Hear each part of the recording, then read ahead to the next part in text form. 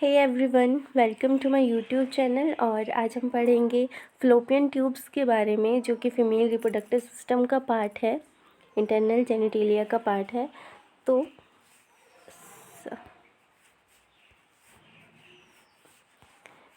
तो ये है यूट्रस और ये है फ़्लोपियन ट्यूब्स। ठीक है, अब हम देखते हैं फ़्लोपियन ट्यूब्स।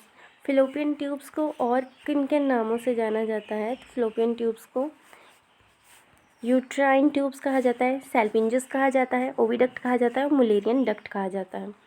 और फ़्लोपियन ट्यूब्स जो है उनकी लेंथ कितनी होती है? 10 सेंटीमीटर और 4 इंचेस। 2 फ़्लोपियन ट्यूब्स होती हैं जो फीमेल रिप्रोडक्टिव सिस्टम में, इस तरीके से यूट्रस और ये फ़्लोपियन ट्यूब्स। ठीक है, 2 फ़्लोपियन ट्यूब्स हैं और उन ट्यूब्स की, फ़्लोपियन ट्यूब्स की 2 ओपनिंग्स होती हैं। ये देखिए, 2 ओपनिंग्स होती है। This one is uterine opening क्योंकि यूट्रस में ओपन करती है, and this one is pelvic और एब्डोमिनल ओपनिंग क्योंकि ये पेल्विक या एब्डोमेन में कैविटी में ओपन करती है। ठीक है, उसके बाद है जो यूट्राइन ओपनिंग है 1 mm की होती है, 1 mm इसका डायामीटर है। और जो पेल्विक और एब्डोमिनल ओपनिंग थी वो 2 mm की होती है। उसके बाद है पार्ट्स हम देखेंगे डायग्राम से। तो इसके पार्ट्स होते हैं, first one is interstitial part जो कि स्मॉलेस्ट पार्ट है 1.5 सेंटीमीटर का। सेकेंड इज़ इस्थेमस जो कि ऑलमोस्ट स्ट्रेट पार्ट होता है और 2.5 सेंटीमीटर का है। और थर्ड इज़ एम्पुला जो कि लार्जेस्ट पार्ट है। और उसके बाद है इनफंडिबुलम।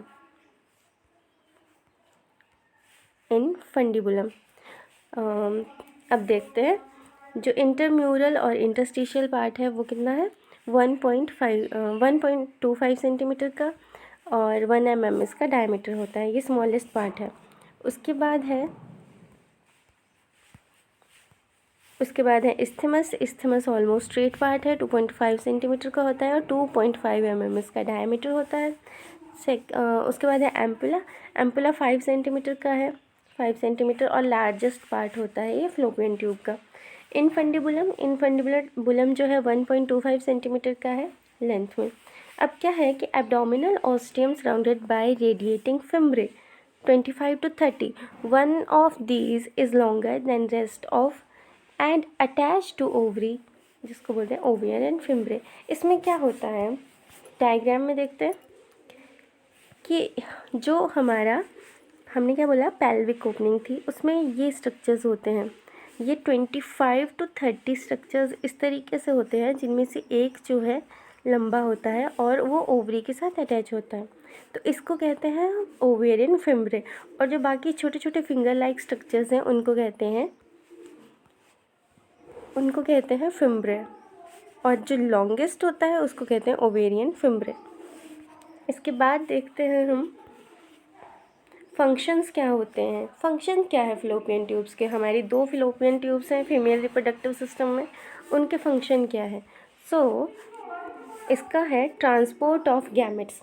गैमेट्स क्या होता है कि जब ओवरी जो है, ये मान लीजिए ओवरी है, जब ओवरी क्या करेगी, रिलीज़ करेगी ओवम को, तो क्या करेंगे, फिम्ब्रे कैच करते हैं और उसके बाद क्या होता है कि वो ट्रैवल करता हुआ ओवम पहुंचता है यूट्रस में। एम्पुला में उसकी फर्टिलाइजेशन होती है, अगर तो स्पर्म मिल जाए, अगर नहीं मिलता है तो उसके बाद वो ट्रैवल करता करता पहुंचता है यूट्रस में। तो ये एक ट्रांसपोर्टेशन का काम करती है। ठीक है, उसके बाद क्या है next function, to facilitate fertilization. हमने देखा फर्टिलाइजेशन, तो फर्टिलाइजेशन कौन से पार्ट में होती है? एम्पुला में। एक बार ओवरी से जब ओवम रिलीज़ हो जाता है तो वो एम्पुला में आके वेट करता है स्पर्म के लिए, और ओवम का लाइफ स्पैन होता है 24 to 48 आवर्स। 24 to 48 hours. तो fertilization takes place in the ampulla. इसके बाद survival of the zygote through its secretion. अब क्या करता है कि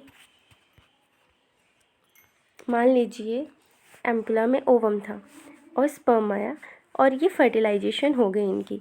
फर्टिलाइजेशन के बाद जो स्ट्रक्चर बनता है उसे कहते हैं जाइगोट। अब जाइगोट यहाँ पे सरवाइव करता है फिलोपियन ट्यूब में कुछ टाइम के लिए। तो जो फिलोपियन ट्यूब्स के जो सिक्रीशंस हैं वो क्या करते हैं, जाइगोट के सर्वाइवल में हेल्प करते हैं। तो इसके 3 फंक्शंस हो गए। फर्स्ट, ये ट्रांसपोर्टेशन करता है गैमेट्स की। दूसरा, ये क्या करता है, फर्टिलाइजेशन करता है, फर्टिलाइजेशन होती है फिलोपियन ट्यूब्स में। और थर्ड था कि ये क्या करेगा, जाइगोट के सर्वाइवल में हेल्प करते हैं फिलोपियन ट्यूब के सिक्रीशंस। और फिलोपियन ट्यूब्स में कौन से सेल प्रेजेंट होते हैं, पेग सेल्स प्रेजेंट होते हैं।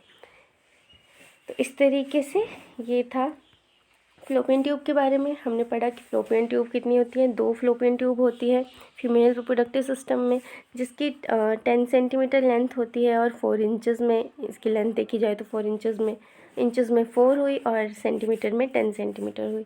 उसके बाद हमने देखा कि फिलोपियन ट्यूब के 4 पार्ट्स होते हैं, interstitial, इंस्थमस, ampulla, infundibulum.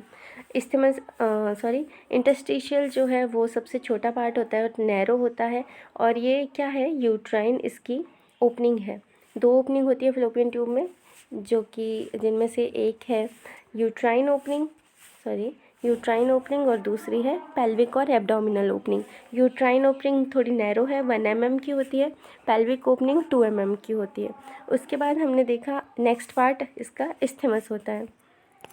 Fallopian tube का नेक्स्ट पार्ट है इस्थेमस, जो कि ऑलमोस्ट स्ट्रेट पार्ट होता है। 2.5 सेंटीमीटर 2.5 सेंटीमीटर इसकी लेंथ होती है।